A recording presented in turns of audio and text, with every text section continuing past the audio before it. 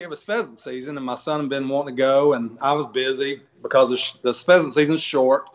And like, any game warden that really likes his job, I was working a lot, trying to make cases and keep everybody on the straight and narrow. And so I didn't really take him as much as I should have. But I promised him, I said, I'll come get you after school, and I'll take you out to the field, and we'll go hunt. So we did. I picked him up, and he got out of school, and we didn't have a lot of daylight left. So I was in a hurry, and we left without getting the proper clothing, and didn't have a cell phone, or I left it at home.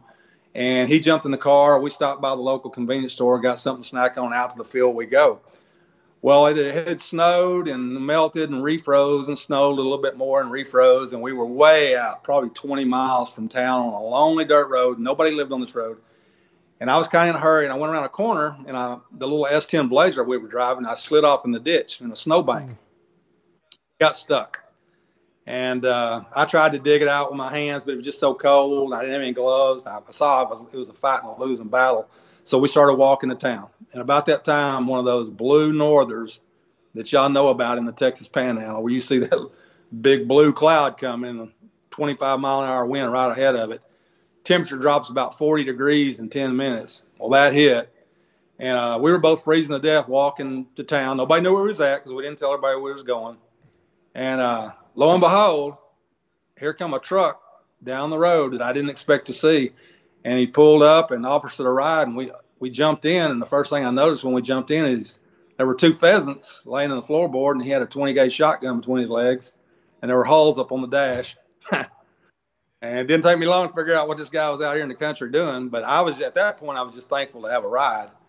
And we were and we got about halfway town, and a pheasant ran across the road, and he threw the gun out the window. And he didn't get that one. He tried. And my son and I, we both said, "You do this a lot?" And he goes, "Nah." I said, "Aren't you afraid about the game warden?" He said, "There ain't no game wardens out here." And my son looked up at me, and I didn't say a word. Anyway, we drove all the way to town, and I told him how to get to my house. And when we were going down the road on the street where I lived, I parked my patrol truck on the side of the road in the alley. And as he got closer, I noticed when he saw that truck, he kind of got his forehead kind of wrinkled up and his eyes kind of squinted.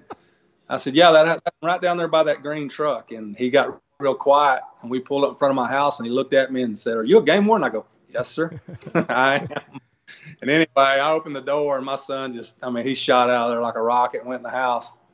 And he just ducked his head and started shaking his head and apologizing. But what was I going to do? I mean, the guy might have just saved my kid's life from freezing to death. So I just told him, I said, "Man, this better not ever happen again. And we're going to call this even." Yeah. He said, "Yes, sir." Yeah, we shook hands. He drove off into the distance. We're square here. But if I catch this again, did you ever see him again? Never did.